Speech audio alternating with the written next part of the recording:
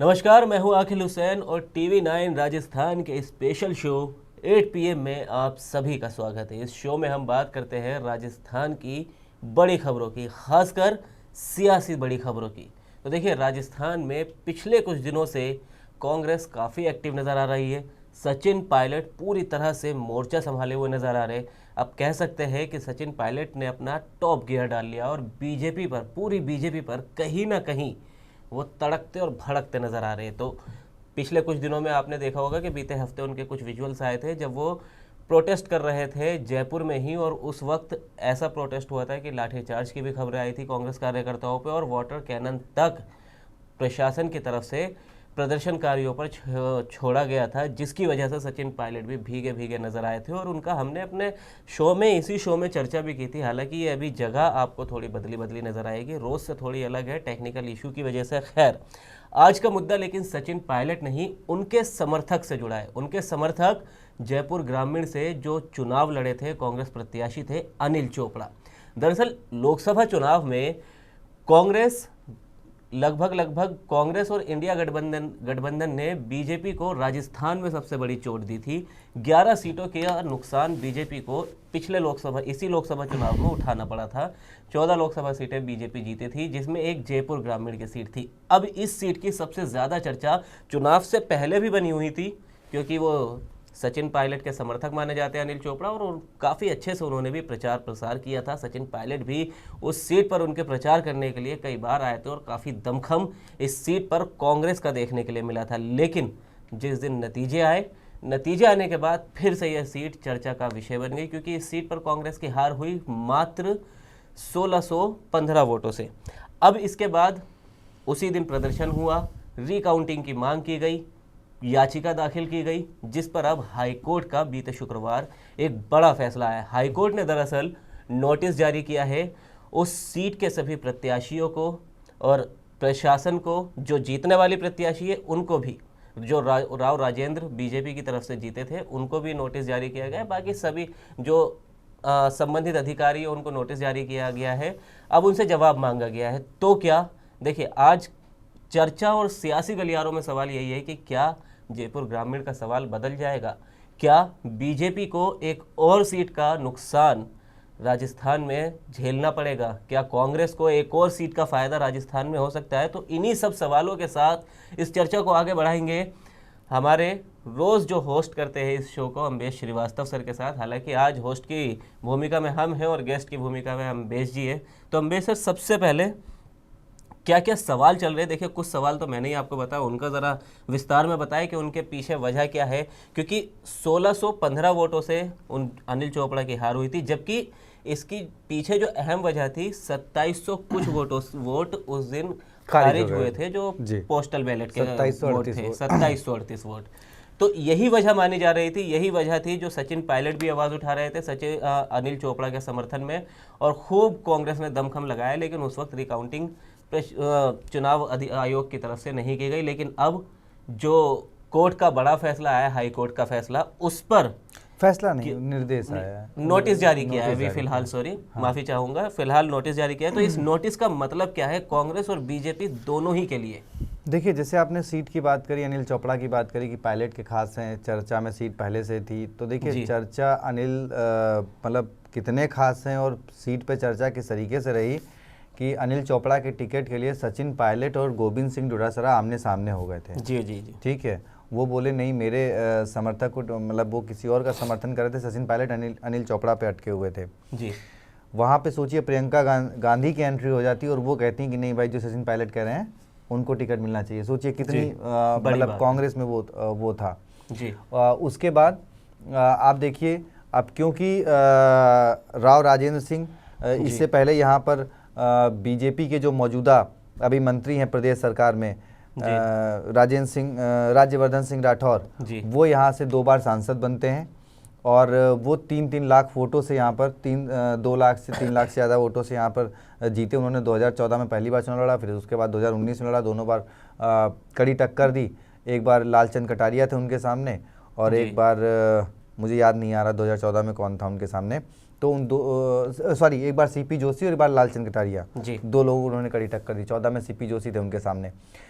तो ये सीट बड़ी दिलचस्प थी और 2024 में ही माना जा रहा था लगभग। राजस्थान में देखिए कई सीटें थी जहाँ पे अनुमान लगाए जा रहे थे कि यहाँ पे क्या होगा, 19-20 है, कांटे की टक्कर है।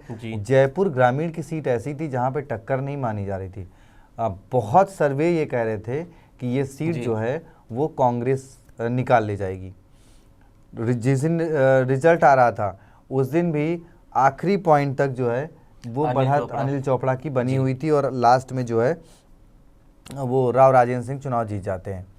जीतने के बाद बीजेपी जो है कांग्रेस जो है रिकाउंटिंग की मांग करती है, रिकाउंटिंग नहीं की जाती। वहाँ पर रिटर्निंग अधिकारी बोलते हैं कि भाई आप 1615 वोटों से हारे हो और जो वोट खारिज हुए हैं वो 1225 खारिज हुए हैं बैलेट पेपर वोट।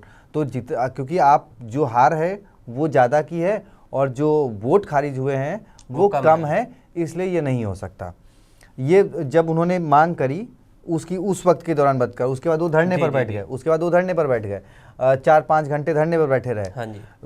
वहीं जब चुनाव मतगणना कर रही टीम ने जब सबमिट किया तो उसमें उन्होंने ये माना कि हाँ भाई पूरे उसमें जो है 2738 जो वोट है वो खारिज हुए हैं। अब इसी मुद्दे को लेकर अनिल चोपड़ा की तरफ से संजय शर्मा जी ने और एक और सीनियर जर्नलिस्ट ने वो जाके हाई कोर्ट में याचिका लगा दी। अब हाई कोर्ट में ये हुई थी सुनवाई 16 अगस्त के आसपास, इसमें पहली सुनवाई। उसके बाद ये सुनवाई चलती रही और आखिरकार हाई कोर्ट ने सारे मामलों को समझने सुनने के बाद ये नोटिस जारी किया जिसमें आपके जिला निर्वाचन अधिकारी हैं, रिटर्निंग ऑफिसर हैं, राव राजेंद्र सिंह हैं और जो प्रत्याशी हैं।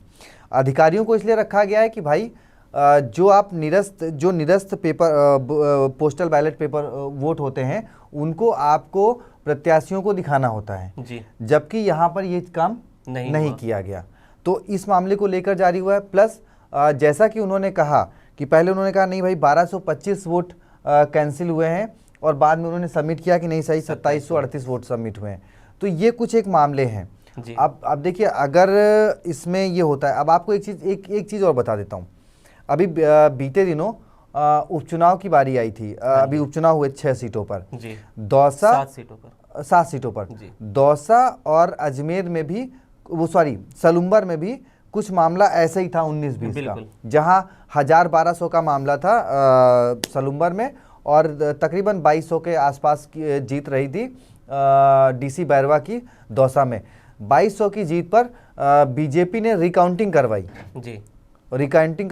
कि नहीं भाई गलत है और रिकाउंटिंग में फिर भी बीजेपी को वो सीट पर हार का सामना करना पड़ा जहां किरोड़ी लाल मीणा के भाई दांव आजमा रहे थे, जहां पूरी सरकार जो कांग्रेस कहती है, जो कांग्रेस आरोप लगाती है कि पूरी की पूरी सरकार जो है वो उतार दी गई थी दौसा में और उसके बाद भी वहां पर बीजेपी को हार का सामना करना पड़ा। तो सोचिए जहां आप 2200-2300 वोटों से जहां पे आप हार हो रही थी हुई वहां पे आपने रिकाउंटिंग करवा ली, ठीक है, लेकिन उसके बाद भी यही तो कांग्रेस आरोप लगाती है कि भाई सरकार आपकी है तो आप उसको फिर अपने हिसाब से इस्तेमाल करते हैं। जी बिल्कुल। तो आप देखिए लोकसभा में जहां 1615 वोटों से अनिल चोपड़ा हारे, ठीक है, 2738 वोट वहां पर निरस्त हुए, वो आपने प्रत्याशी को दिखाए नहीं। अब वही चीजें अब हाई कोर्ट का ये, अब हाई कोर्ट जज ने मांगा है कि भाई बताइए आपने क्यों नहीं दिखाए और आपने क्यों कैंसिल किया। तो देखिए इतना आसान नहीं होगा, मुझे लगता है कि इसमें ये फैसला आ जाएगा कि हाँ भाई अनिल चोपड़ा वो हो जाएंगे।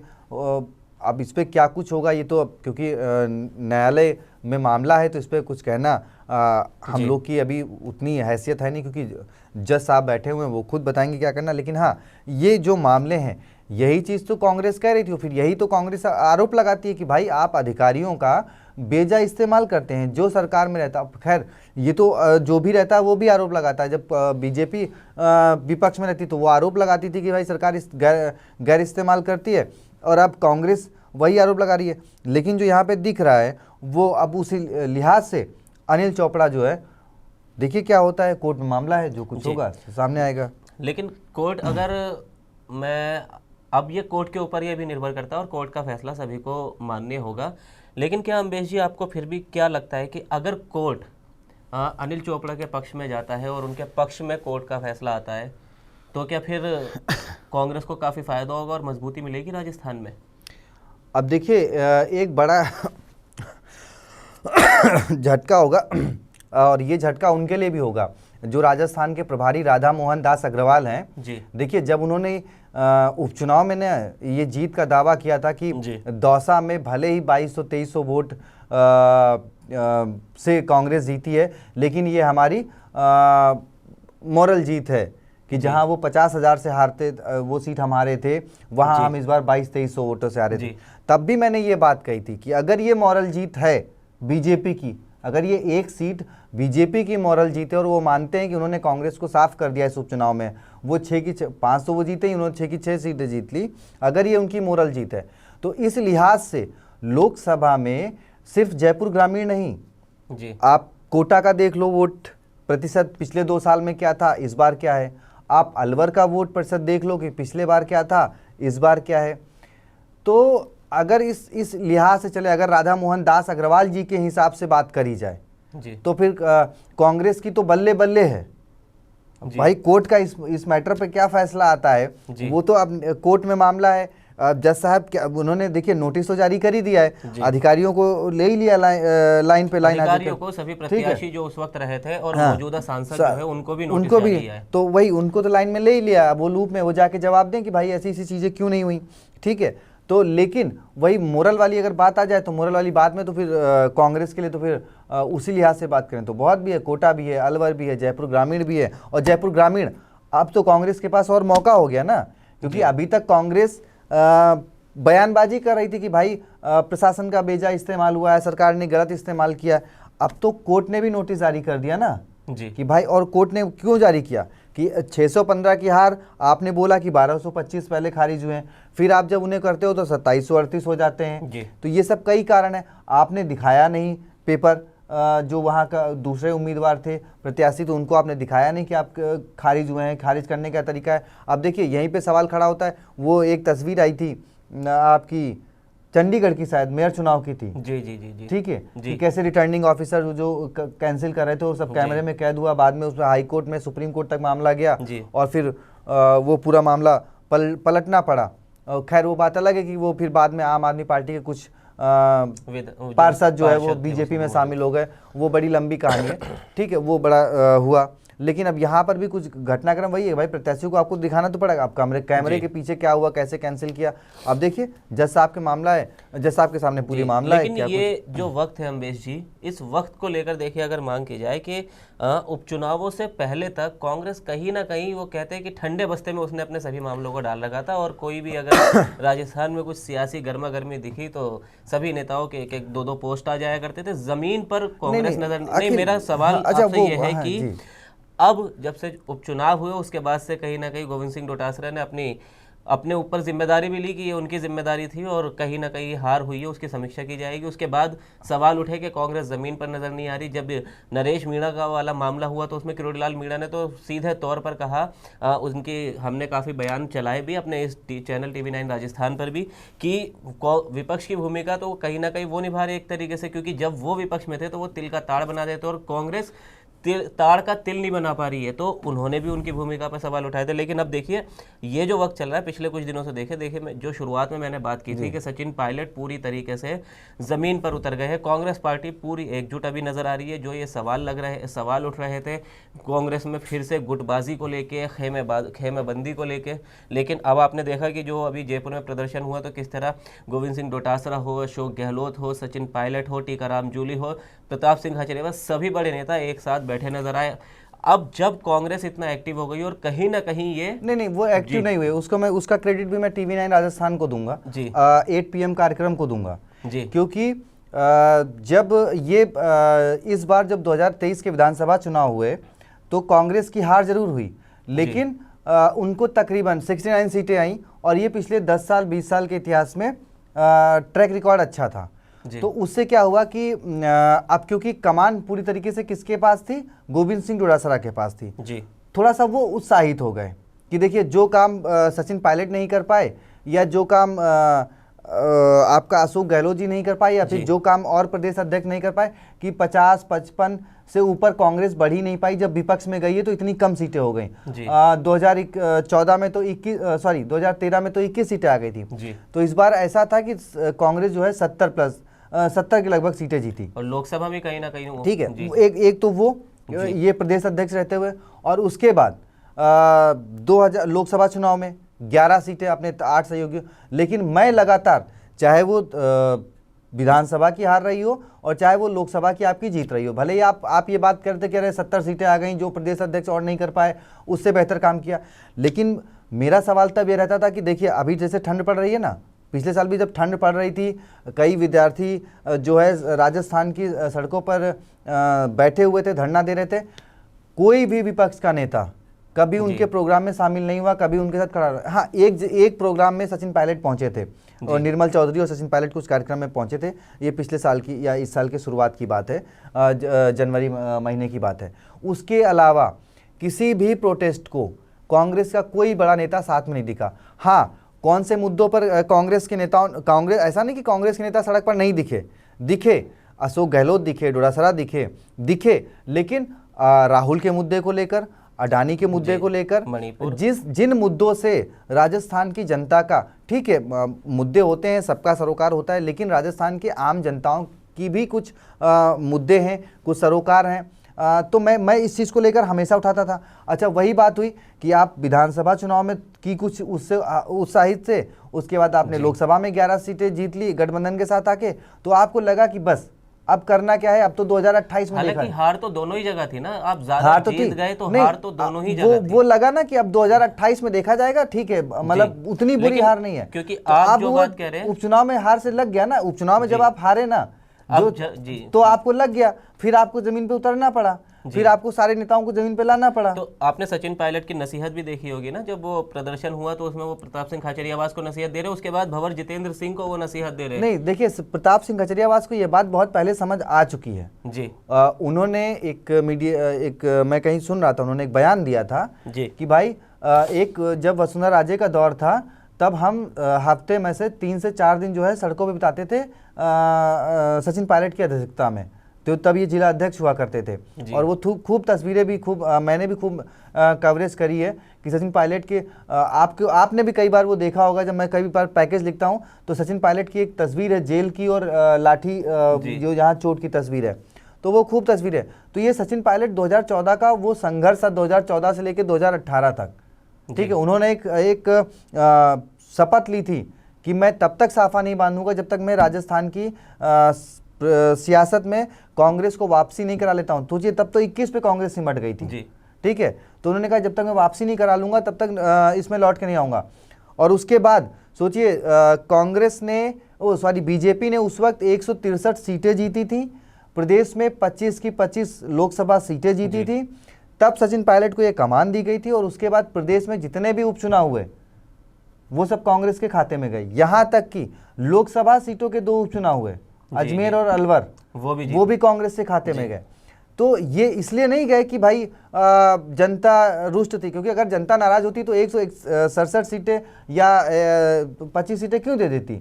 लेकिन नहीं, वो सचिन पायलट ने सड़कों पर उतरकर, प्रताप सिंह खाचरियावास ने सड़कों पर उतरकर जनता के सामने वो बातें रखी, उनकी जो खमियां थी सरकार में वो सामने रखी। तो लोगों को लगा कि हाँ भाई कांग्रेस ने मतलब एक बात जनता तक पहुंचाई, और उसका नतीजा देखने को मिला जी। लेकिन साल भर इस सरकार को हो गए, ठीक है, 7 सीटों के उपचुनाव हुए, जिसमें से आप सब लोग क्या कह रहे थे कि बीजेपी को अब बचाना मुश्किल हो जाएगा सलुम्बर की सीट, क्योंकि वहां पर राजकुमार राउत का दबदबा बढ़ रहा है। नतीजा क्या हुआ, न केवल उन्होंने अपनी सीट बचाई, बल्कि कांग्रेस की खाते की 3 सीटें और प्लस हनुमान बेनीवाल की खाते की 1 सीट। आप साल भर से ये आरोप लगा रहे हैं पर्ची सरकार है, सब कुछ दिल्ली से होता है, सरकार कुछ कर नहीं रही है, सरकार में एकता नहीं है, ब्यूरोक्रेसी हावी है। भजनलाल शर्मा ने करके दिखा दिया ना जी। क्योंकि आप सड़क पे उतरे नहीं, आपने अपनी बात जनता तक पहुंचाई नहीं, जनता के बीच आप पहुंचे नहीं। आपसे ज्यादा तो फिर वही बात है ना कि आपसे ज्यादा तो किरोड़ी लाल मीणा जनता की बात को लेकर मिल रहा है। आरपीएस पेपर लीक मामले पर, ये जो एसआई भर्ती को रद्द करने की मांग पर कौन कांग्रेस का नेता आप बता दो सड़क पे बैठा हो? किरोड़ी लाल मीणा देखिए ना जी, सड़क पर लेके वो रात को 12 बजे, रात को 2-2 बजे तक लोग घर में घुस रहे हैं। कोई एक कांग्रेस का नेता बता दीजिए तो कहाँ से आएगा। इसलिए तो जो उस दिन प्रताप सिंह खजरियावास ने कहा, सचिन पायलट को वो बात दोहरानी पड़ी कि भाई कैसे हमने वो किया था, बिल्कुल उसका नतीजा दिख रहा है। और देखिए सचिन पायलट थे और फिर पानी की बौछार छोड़नी पड़ी। जी चलिए, खैर तो फिलहाल मामला ये हाईकोर्ट में विचाराधीन है और हाईकोर्ट का क्या फैसला होगा वो तो देखने वाली बात होगी। लेकिन जो भी फैसला होगा उससे राजस्थान की सियासत में भूचाल ज़रूर देखने को मिलेगा, चाहे वो बीजेपी को देखने को मिले, चाहे वो कांग्रेस की तरफ से देखने के लिए मिले। लेकिन फिलहाल आज के इस चर्चा में इतना ही। बाकी एक बार फिर कल आपके सामने हाजिर होंगे एक नए सियासी या गैर सियासी किसी बड़े मुद्दे के साथ इसी शो में। फिलहाल हमें दीजिए इजाज़त। शुक्रिया।